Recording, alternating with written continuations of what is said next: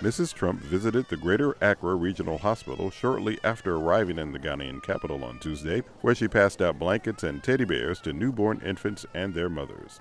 The White House says the First Lady will focus on maternal and newborn care in hospitals and education for children, which are key elements of her Be Best campaign that focuses on child welfare.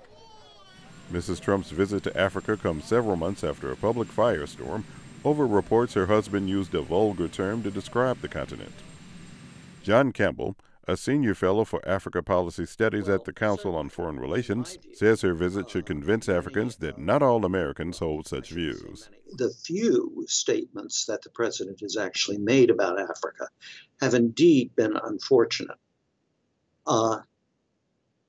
The trip by the First Lady, I think, will show that American policy and the administration are all multifaceted and are considerably more than 2 or 3 tweets.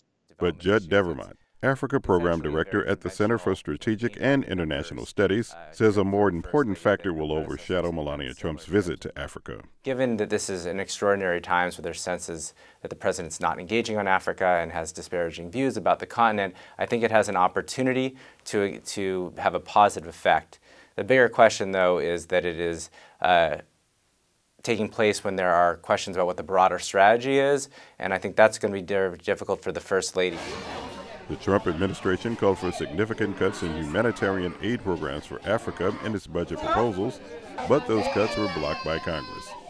Melania Trump's African itinerary also includes Malawi, Kenya, and Egypt. Richard Green, VOA News, Washington.